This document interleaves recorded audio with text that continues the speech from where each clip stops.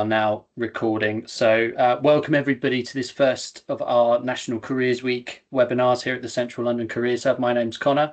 I'm the Operational Hub Lead for Industry and Policy here at the Central London Careers Hub. This is the first in a series of webinars, of 4 webinars taking place this week to celebrate National Careers Week. It's a really exciting time for careers education, especially for those industry partners that we've been working with over the years, and also those brand new contacts that we've made this year, with such a clear focus from central government and also local authorities around careers education and the role of employers in preparing young people for the world of work. Obviously framed in some quite gloomy statistics that we see all over the place around the NEET rates and disengagement rates from school and college. So that's clearly a lens and a frame to view this, but there's also a real opportunity here, I think, coming down the track, and is already in operation in many places and in many pockets across London, of really effective industry and education partnerships that are really changing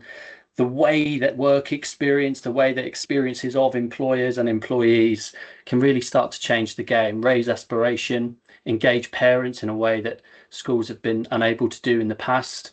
I think we're at the start of something that could be quite substantial in meeting the challenge, the level of challenge that we're seeing across society at the moment. So things that we'll cover today, we'll look at the current picture of education industry engagement, and very fortunately, I'd love to say this was planned, but very fortunately, the latest National Careers Education Report from the Careers and Enterprise Company was launched just this morning.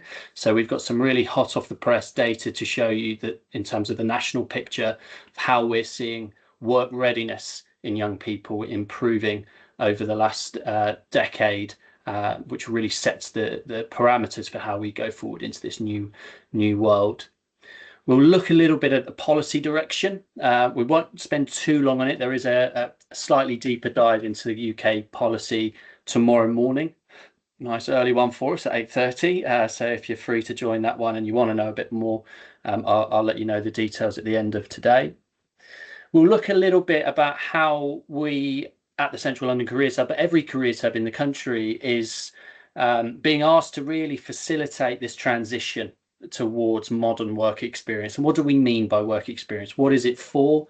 And how does it fit into the picture of work readiness into the next decade? The role of employers in that system. We'll look at support and resources, and there will be time for Q&A. Now, this is obviously a session focused in on social value priorities. So we'll be looking a little bit at some of those examples and how a lot of the work, a lot of the sort of activity can be captured, how it can be captured for local authority bidding, and so on. So that's sort of dotted throughout the session today, and that's a key lens that we're looking through here. So what is the benefit to the business, the community and funders, and what are they looking for, and what sort of avenues of impact insight will you have to play with by engaging in this work to help those bids and contracts. So just to kick things off then, so looking at the Careers Education in England report released, as I say, just this morning by the CEC. So this is fresh data, looking at the national picture. A lot of this taken from the Future Skills Questionnaire, which is a survey that young people complete, and it's got well over 250,000 young people now have completed FSQF over the last few years. So it's a really representative data set to look into some of these insights. And what we see from the report is that careers education has been steadily, slowly but surely improving up to this decade, over the last decade. The Gatsby benchmark framework, which many of us on this call I'm sure will be aware of, but it is the national framework for excellent careers provision in schools and colleges, is the framework that we use to assess this.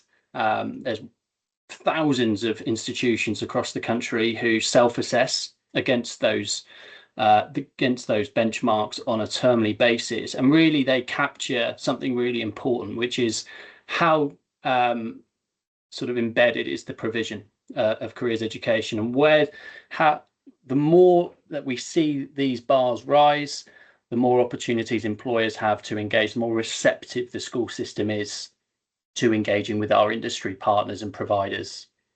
So that should be encouraging, that we're seeing the value of careers education in senior leaders in schools and colleges um, affecting provision. And then we're seeing this knock-on effect into learner career readiness. So what you can see here is the sort of distance traveled on some of these key metrics around career readiness from year 7 through to year 8. And there's some on here that quite surprising in that they don't move as far as you'd expect from year 7 through to year 11, and some with the greater distance traveled. So we would expect, for example, to see the understanding of apprenticeships after year 11 travel quite a long way from year 7. It's still perhaps too low, just over 2/3 of our young people there.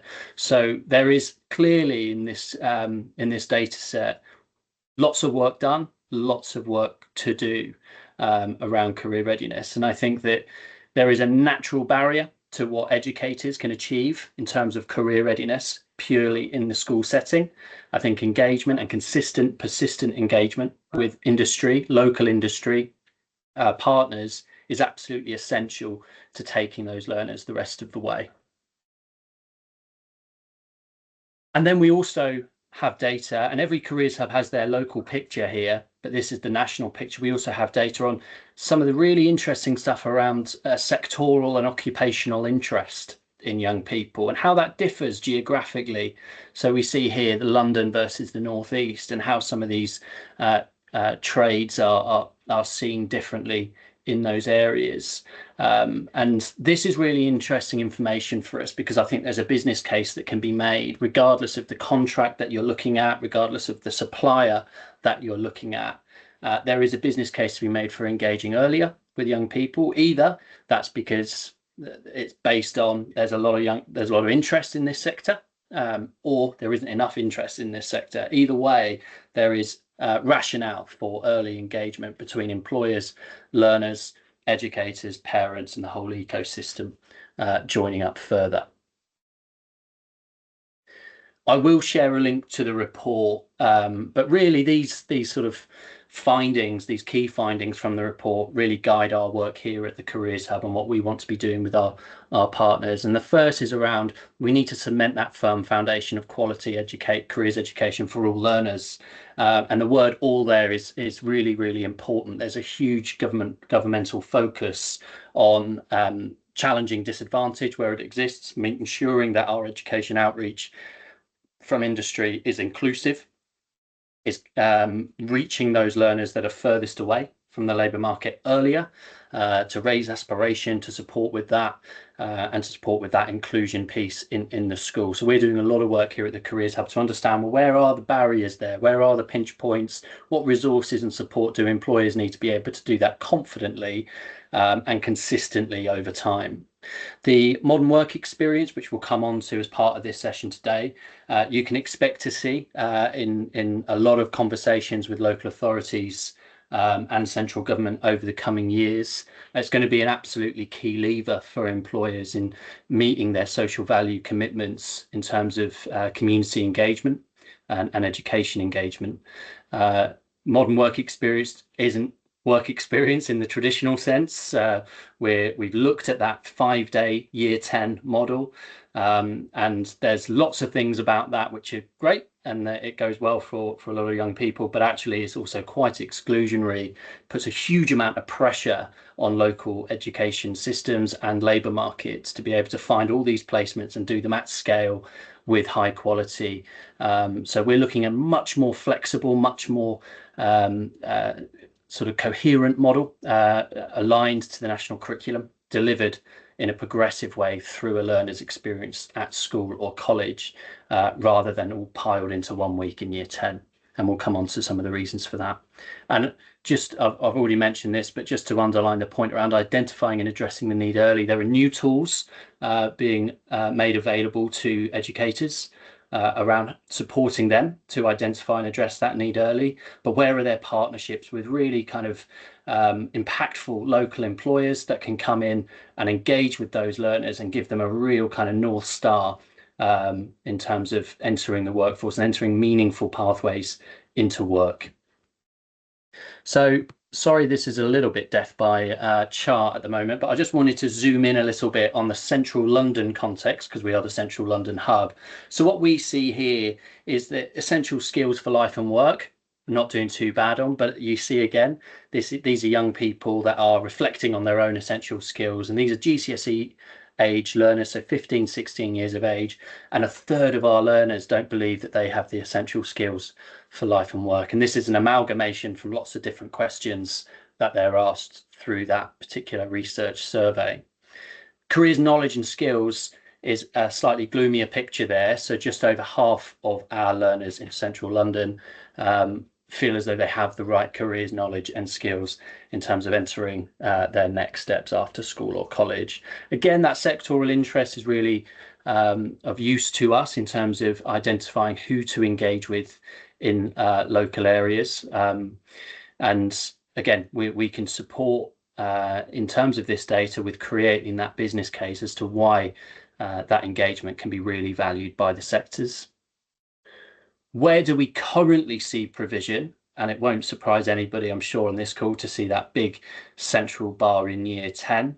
And that in itself is not inherently an issue. It's great that so much activity is going on in year 10. However, when you look at year 7, 8, 9, the question needs to be asked, are they adequately prepared for that experience in year 10? Have they done the kind of scaffolded learning that is needed to get the most out of that engagement with employers and experiences of workplaces? So the case for starting earlier is made really strongly here, and we're working with a set of institutions across central London, 45 institutions on an accelerator program to really get into the detail of what does their provision look like and where are there more opportunities to engage with local employers earlier. But the barriers, and this came from a different question set, this came from some research we did with careers leaders in schools and colleges, about 75% of careers leaders across the region. And the three main points that they looked at here were around lack of employers. The fact is, in central London, there isn't a lack of employers, but there's a lack of joining up with the system. There's a lot of kind of pinch points in the system. At certain points of the year, employers get a huge amount of asks for work experience and so on. So it may be perceived in the education system there's a lack of employers, but what we hear from employers who are very keen to engage and willing to engage is a frustration at the lack of flexibility within education. I don't know how many times I've heard, oh, we'd love to do this, but we can't do it for 5 days at a set point in the year without a lot of resource and support going into that. So can we look at more flexible models of engagement that actually increase the impact of that engagement over time? Students not being ready for an experience is another one listed here, which is really interesting to me because, again, I think that makes the case for us that starting earlier through smaller, maybe high impact, but smaller resource requirement activity can really start to set in motion some of those essential skills and some of those aspirations and knowledge around sectoral pathways and persistent absenteeism, which speaks to a level of disengagement that we see in our schools nationally, and is something that's been spoken about very recently in the schools white paper that came out just last week. There is a huge challenge around absenteeism and disengagement. And I'm slightly biased, but I'm of the belief that really highly effective partnerships, not ad hoc activity, but highly effective partnerships with employers can be a key lever in education senior leaders' toolbox to radically shift the perception of what it means to go to that school or that college. It can help to make the curriculum more relevant. And it can help to, as I say, raise those aspirations whilst in education. So I'm not pretending that it's a silver bullet, but I do think it's something that schools and colleges need to be aware of, and we're making the case strongly for that. And I think the most arresting statistic that we have on record at the moment is the level of optimism that we see and how that declines steadily from year 7 through to year 11. Now, again, needs to be taken in context of a very difficult economic landscape, AI disruption. There's loads of things. There's some great research that's been done by the Children's Commissioner. It's slightly old now, over a year ago, but it's still very relevant, I feel, that there is a huge amount of anxiety around those entry-level roles, around the university pathway and the sort of depth that can bring with it. There is However, what we see is for those institutions with a really effective careers provision, really effective employer partnerships, we don't see this decline, we see an incline. So again, it's about raising that optimism, being able to educate around routes into the sector, and the knock-on impact that can have on a young person's ability to stay engaged in school and college life is really profound. Because what we're trying to change through a lot of these measures and others is this ballooning of the not in education, employment or training or NEET rates that we're seeing across the country. And we'll see stats in the headlines quite often recently, around 1 million young people not being in education, employment or training. And that's a really complicated picture. There's lots of drivers to that NEET rate, mental health being among them, physical health being among them, and the backlogs in the NHS and so on.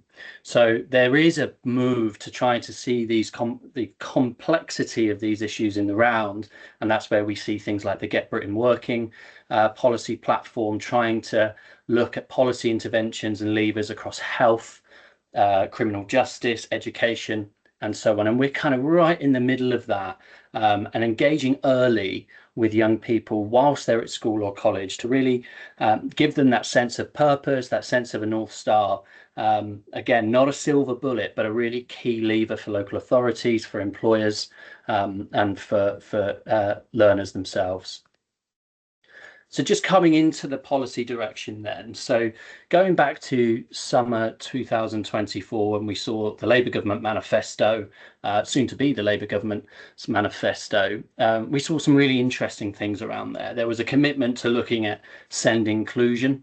That huge policy piece landed just last week with significant reforms around SEND and inclusion. There's a very clear direction from government. They want more learners with SEND educated alongside their peers in mainstream settings. There's a recognition that will take funding, that will take investment over the next decade, and we'll go into that in a little bit more depth in the policy session tomorrow. But there was one thing in particular that we saw from here at the Careers Hub that stood out to us: this 2 weeks worth of work experience for every young person, and improving the careers advice in schools and colleges. And that was all the detail that we had at that moment in time. So you can imagine our email inboxes were pinging for a few days. But I think the key word there, and we've been saying this ever since, is the word worth.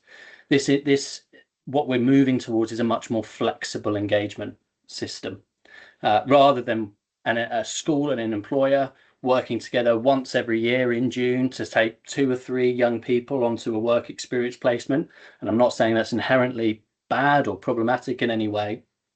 We've recognized that actually good practice and best practice looks like a much more partnership, co-designing model for that engagement. So how we work with and how we engage learners earlier in their school journey will inherently be different for learners later on in Key Stage 4 and beyond. And what do those activities look like, and how much pressure is that going to bring to bear on the employers, and how can we make sure that that's as frictionless as possible? And that work we've been doing ever since, and I'll be showing you some of the ways in which we can support you with that through here. Skills England have also were announced in that manifesto, and are now in post, and have announced their focus areas. So understanding the future workforce needs through LMI, simplifying access to skills training, and mobilizing employers as co-designers of pathways and solutions. So all of the work we're doing here, you can start to see, is really aligned to the sort of policy ecosystem governing this. And this is a real opportunity, I think, for employers of all sizes to engage right from this early stage as we move into this sort of new world of education employer partnership, and know that you're contributing to the direction of policy. The Skills England local employment dashboards, this is a shameless plug for them, really effective, really good tools and resources. I'd encourage anybody working in this space to, if you haven't already, I'm sure you are, but if you haven't already, to go and check those out. They're useful. So fast forward from there, we then started to get some more detail around what is being known as the work experience guarantee. Now, I will stress at this stage, it is not policy. This is guidance.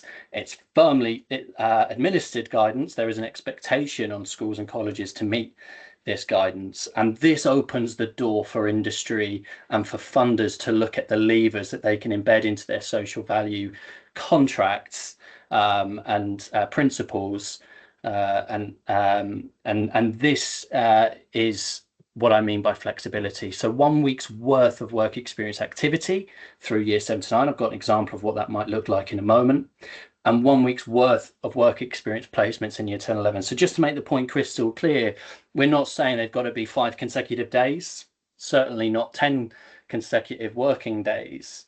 We're saying that actually what is best for the learners? Is it a day here with really clear structure around it? Is it another 2 days in year 8? And then maybe a further 2 days in year 9. Could then that lead to a 5-day placement, or could that be broken up further? And it really needs to depend on what is the right thing to do to maximize that time, maximize that investment from employers, and how are we measuring that, and how are we reporting on that impact? The word meaningful is something that's thrown into their statutory guidance quite a lot, and we have a really clear definition of that now through the update. After a decade of that framework I mentioned earlier, the Gatsby benchmarks, that was updated 10 years in, and we have a really clear sense of what good practice looks like. So there's a kind of checklist here. I'll just pull out a few of them. One of them being underpinned by learning outcomes, which really makes that purpose clear for the educators, for the employers, and for the learners. Why are we doing this activity? It takes it away from being a transactional activity. Well, I need to go and tick some boxes because I've got this contractual requirement to go and engage with X number of learners, when actually everybody involved in that activity wants it to go well. Everybody wants to see an impact from that. So this is basically based on best practice from across the country over the last 10 years, what would we expect to see? And that learning outcome is where everything else sort of grows from. So we have provided schools with a framework of learning outcomes, which is known as equalex, and I'll show you a little bit of that before we finish. And I think employers have the right to know what it is they're contributing to. If you're giving up some of your time, some of your precious time and resource to go and engage with local youngsters around your career path, around their career path into your sector, you should know what it is you're contributing to and what it is that learners are expecting to get out of that. So that learning outcome really crucial. Two-way interaction, also crucial. I think gone are the days, frankly, where we look at a 5-minute assembly at 8:30 in the morning when you've got year 11 all sat in front of you, bleary-eyed, and they've just been told off about running in the corridors, and then you've got to go off and do 5-minute presentation, and then that's it. No one ever speaks to them about it again. Now, I totally understand that schools are under a huge amount of pressure and time pressure, as are employers, but I think we could make that time much more impactful simply by having more of a conversation. But again, it gets into how do we record this, and we'll get onto that in a moment. Opportunities for young people to perform tasks is really interesting. So what we know in terms of the research is that learners who are able to learn by doing, or have the opportunity to learn by doing, retain a lot more of the information that they've been given. So that doesn't necessarily have to be done at the workplace in every instance. It could be something that they've learned, got a brief, gone back to school, worked on something, and then presented that back for feedback. That is a much more robust, much more substantial experience of what it is like to work in that particular environment. And there's more there, and all of this is on the Gatsby website. So coming into social value, we've circled around it a little bit there. There is a recommitment from this government and a reaffirming of the social value principle. In October 2025, the social value model being updated.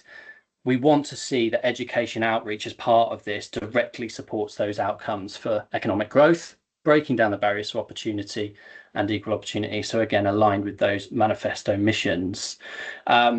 The value model allows the evaluators to award 10 to 30% of total tender scores based on that social value quality.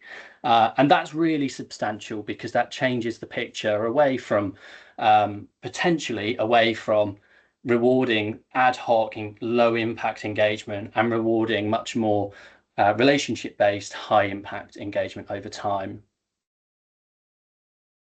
So I've put in here just an example tender method statement around social value. So some of the things that we're looking at contributing here are structured education outreach programs across key stage 3 to key stage 5. So that starting early piece being included in there is a big win.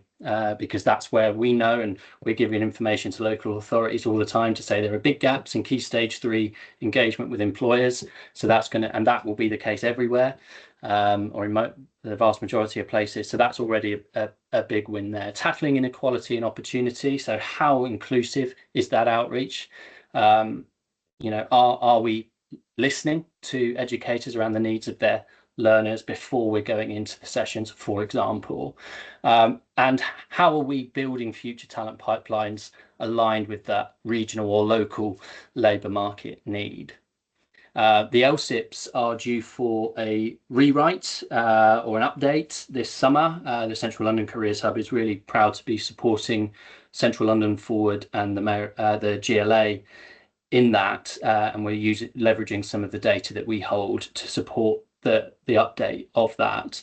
So being across the local skills improvement plan update will be really important for employers seeking tenders in that space, in that landscape.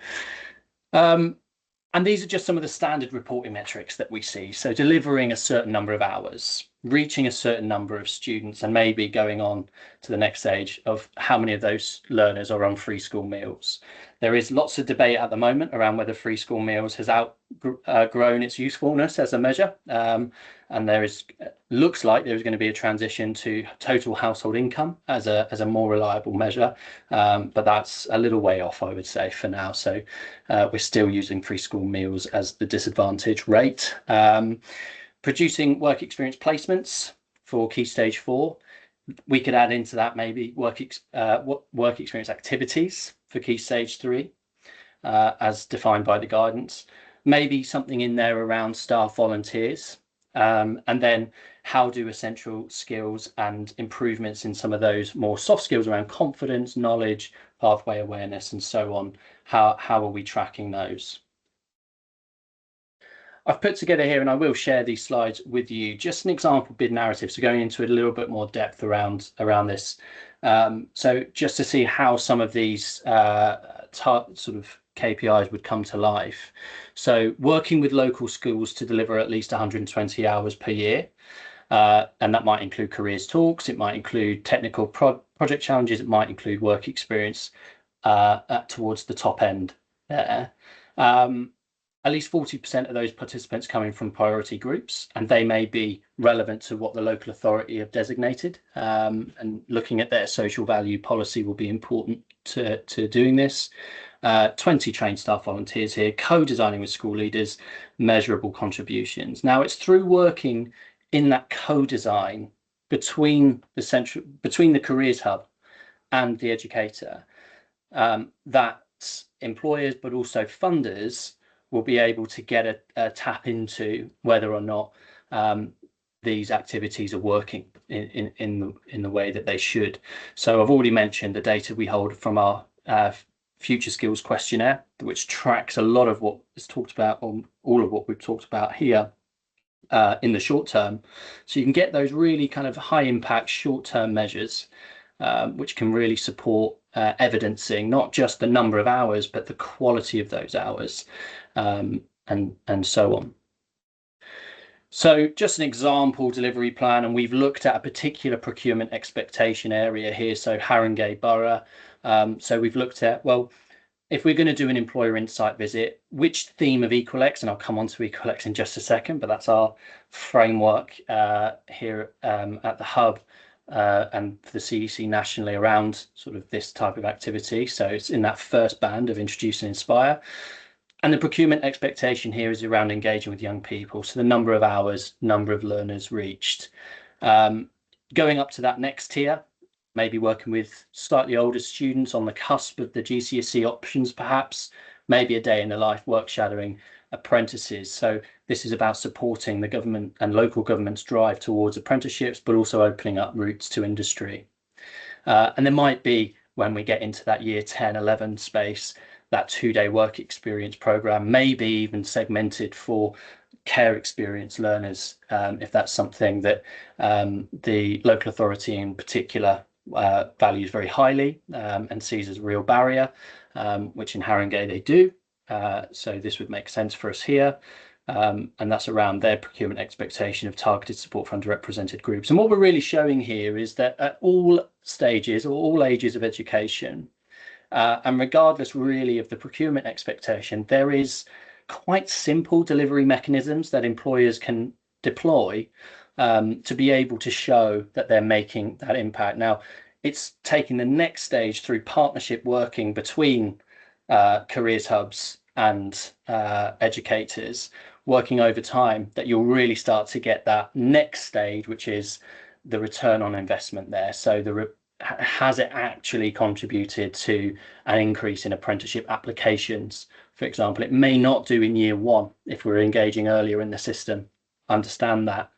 But repeat engagement with learners that are by the end of their time at the school or college self-selecting, and it's their experiences have become more differentiated to their needs and interests.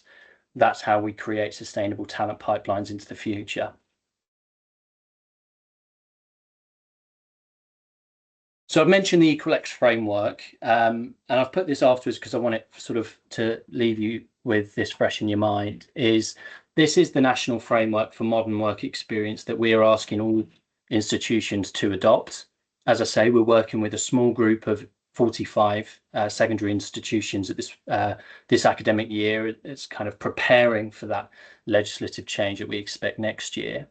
And what we see here is a blending from introduce and inspire type activities. If I just go back to show you the example there, an employer insight visit, relatively low intensity to deliver. You could do it in just a few hours, and you can make that really quite meaningful and really start to introduce the ideas that they're going to be exploring further in the second theme there, investigate and explore.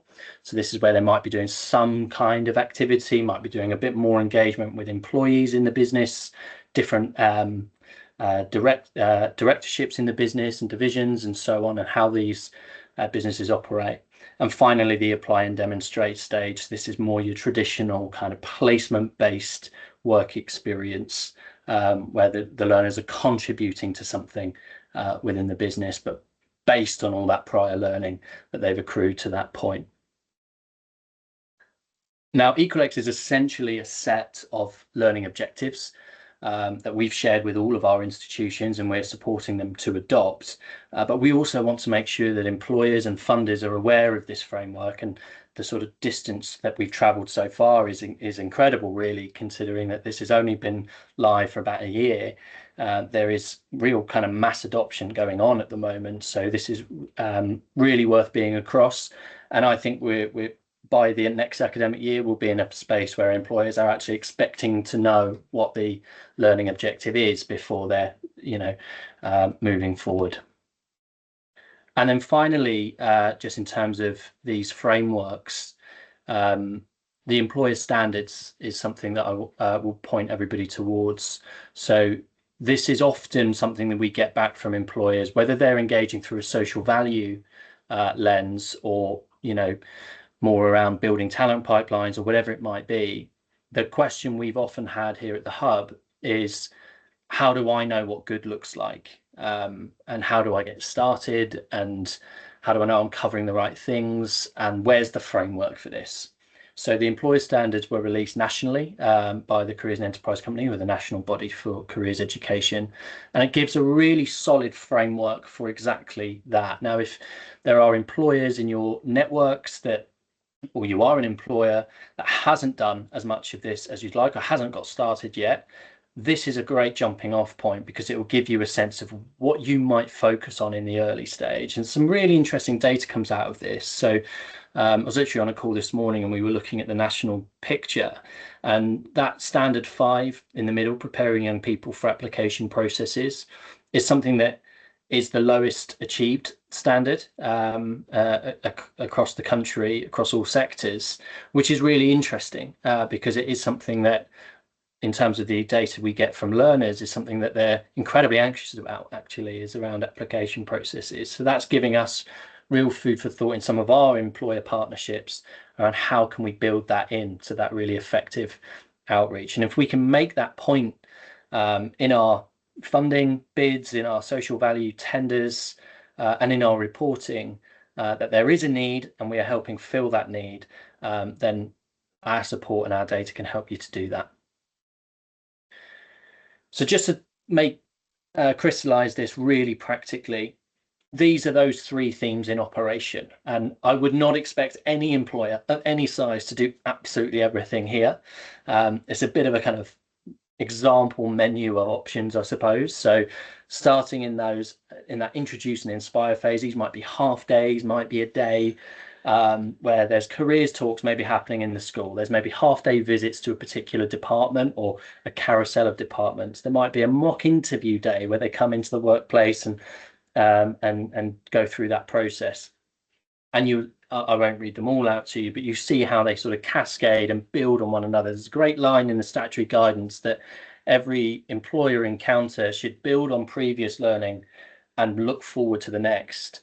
So there's a huge piece in here around, are we working with our learners to reflect on the things that they've learned from their encounters with employers, to deepen that learning and prepare them adequately for what's coming next. Now, this is not going to be achieved in year 1. We can't take an entire education system with that, that chart I showed you earlier, where the vast majority of this stuff is happening in year 10, and say, right, we're going to completely rewrite your careers provision. This is going to take a number of years, and employer partners have an opportunity to really shape that and guide that.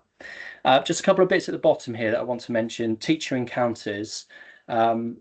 Teacher encounters is something we trialed last year, and it was incredibly successful. So this is essentially work experience days for teachers.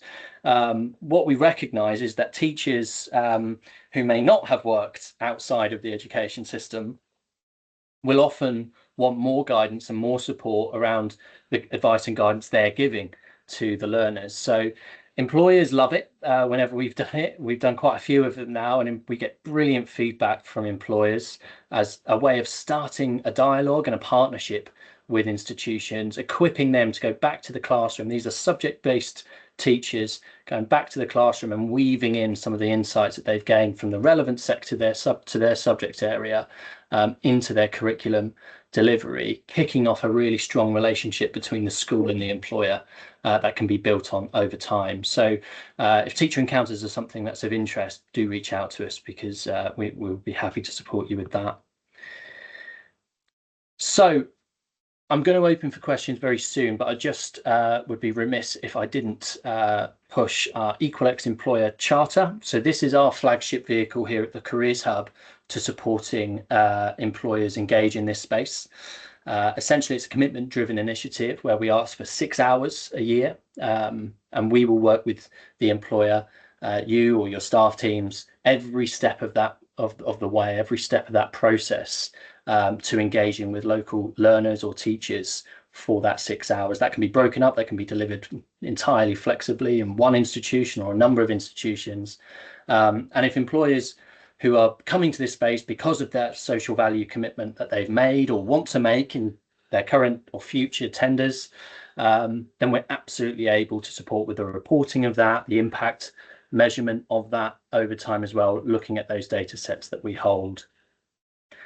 You can go onto our website and see some of the employers that are early signatories to our employer charter, aligned with this government mission around opportunity for all. And we're working with every one of these employers to look at their education outreach, ensure that it's aligned with policy, and where possible, ensure it's aligned to those social value and procurement expectations in the local areas as well.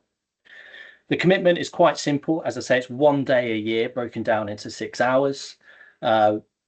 We do expect our employer partners to champion inclusion and promote that equity by ensuring that their education outreach is inclusive. We've got lots of resource and expertise here at the Hub to support them to do it. And it also supports with things like getting disability confidence status or improving that status level, for example, and we've mapped it into those frameworks. And finally, engaging in continuous improvements, those employer standards that I showed earlier.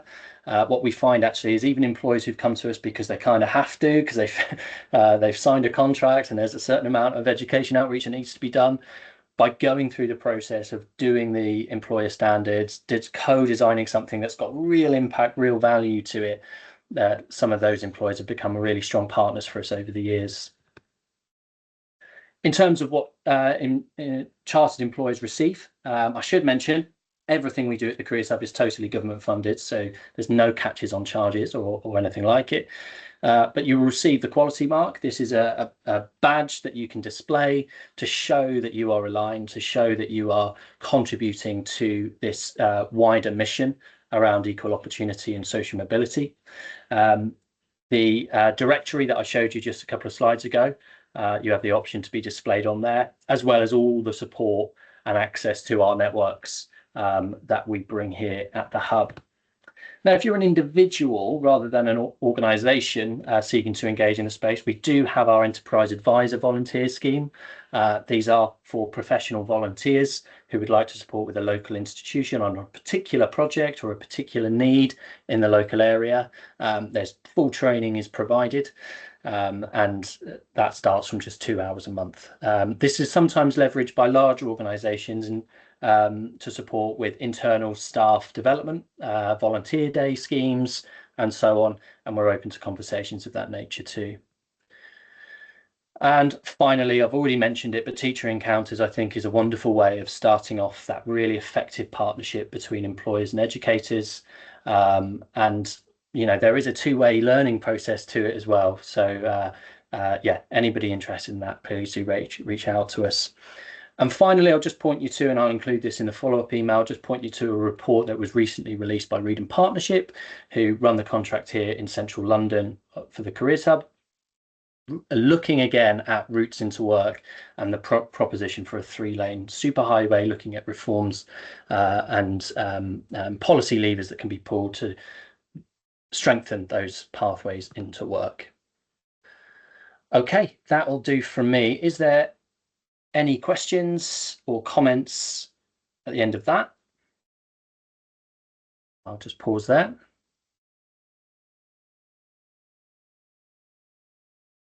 Okay, I'll take it that there are none. So last thing from me is to point you to, we've got 3 more webinars happening this week. We've got a policy-focused webinar tomorrow morning at 8:30, so do reach out if you haven't got the link for that yet.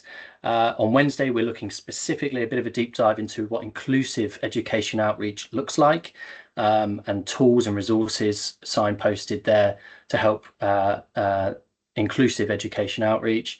And then on Thursday, a much deeper, more practical guide into the work experience guarantee with clear examples and of things we've done with employers so far that have really kind of met the standards that we'd expect. So hopefully that's been useful for you. I will call it there and give everybody 15 minutes of their lunch back. But thank you so much for joining us today, and we really appreciate all the support from our partners. So thank you very much, and hope to see you again soon.